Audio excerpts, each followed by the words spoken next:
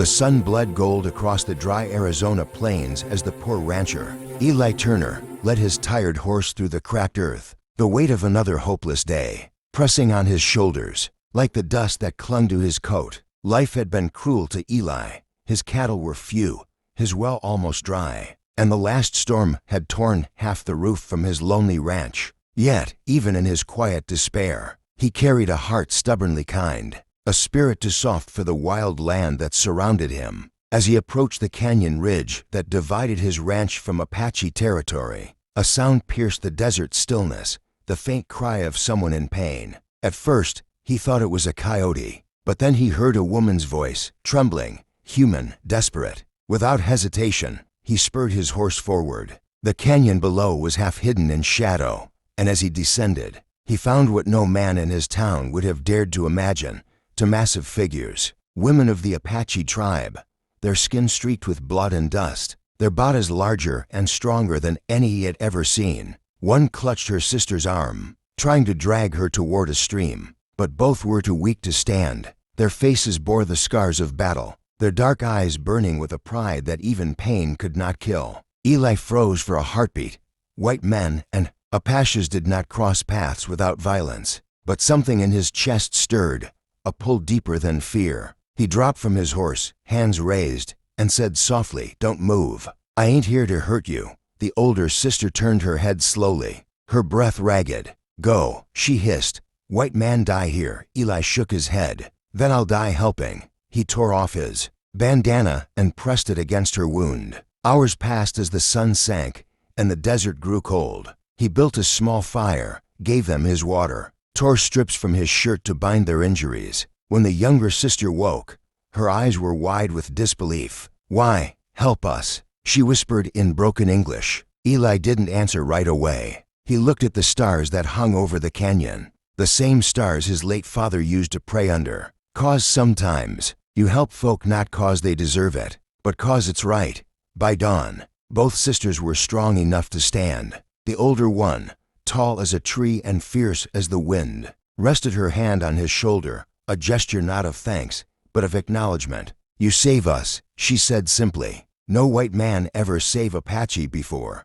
Eli smiled faintly. "Guess there's a first for everything." He helped them onto his horse, leading them toward the edge of the canyon, where the land stretched out like an ocean of fire beneath the morning sun. As they reached the ridge, they paused, and for a moment, time itself seemed to hold its breath. From afar, Eli could see the smoke of distant fires, Apache camps hidden beyond the hills. He knew that stepping closer meant danger, maybe death, but he also knew he couldn't leave them here. When they reached a rocky chapter will reveal the shocking decision that changed everything forever. The sun rose pale and cold over Eli Turner's ranch, stretching long shadows across the dust-blown yard where silence waited like a loaded gun. Eli hadn't slept. Every creak of the windmill and every groan of the porch boards had kept him alert, wondering if that dawn would be his last. When the first light touched the rim of the canyon, he saw movement in the distance riders again, more than before. The Apache war band approached in a disciplined line, their horses breathing clouds of steam into the morning air. At their head rode the same elder whose eyes had tested Eli's soul the day before. Behind him, two riders carried something wrapped in deer hide between them, and when they stopped at the fence line, the chief lifted his hand for silence. Eli stepped forward slowly, unarmed, his hat in his hands. "You came back," he said, voice rough. The chief dismounted and walked toward him until only a few feet separated them. "You have courage, white man," the elder said. "You stood your ground when fear should have taken you. Last night our council met beneath the moon. The Great Spirit spoke in the fire. We have our decision." He gestured, and the two riders laid the deer hide bundle on the ground. When they unwrapped it, Eli saw a belt of woven turquoise and eagle feathers, old and sacred. The chief lifted it high so the light touched every bead. "This belonged to my son," he said. "He died last winter, and no man has taken his place. My daughters would have joined him in the next world if not for you. The spirits say a debt must be paid." Eli's heartbeat thundered in his chest. "I didn't do it for payment." The chief nodded slowly. "And that is why you are worthy. You saved the blood of our tribe. Now we offer you a choice. You can ride away and never set foot on Apache land again, and our arrows will not follow you.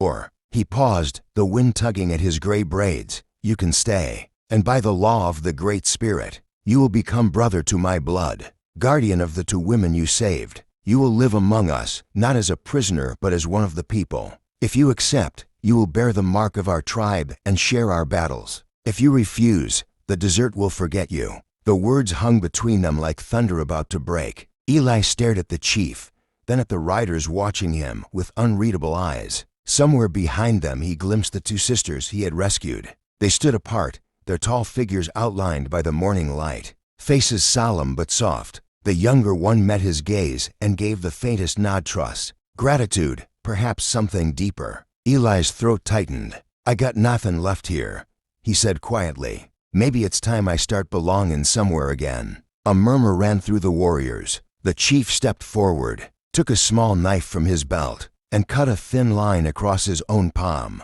Then he handed the blade to Eli. Blood for blood, he said. Eli hesitated only a heartbeat before drawing the same line on his palm. Their hands met, rough skin and warm blood sealing the strange pact. From this day, the chief declared, Eli Turner is brother to the people. He will be called Morning Wolf, because he came to us at dawn. The warriors struck their spears against the ground 3 times, and the echo rolled across the desert like a drumbeat of destiny. For the first time in years, Eli felt something he hadn't felt since his father's death, belonging. Yet deep inside, he sensed that the chief's decision carried a shadow of future trials. As the Apaches rode back toward their camp, one of the sisters turned her horse and called to him, her voice clear against the wind, Morning Wolf, the desert tests all hearts. Be ready. Eli watched them disappear into the canyon and whispered, I'll be ready. But he couldn't shake the feeling that the Great Spirit's test was only beginning.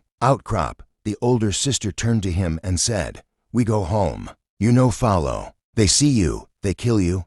Eli nodded but didn't move away. You'll need food and medicine, he said, handing her the last of his supplies. She took them silently, her eyes softening. Your spirit is strong, she murmured, almost to herself. The great sky will remember you. Then, with a last glance, the 2 sisters vanished into the rising dust, their long shadows fading into the canyon beyond. Eli stood there for a long while, his heart pounding, wondering what fate he had just tangled himself into.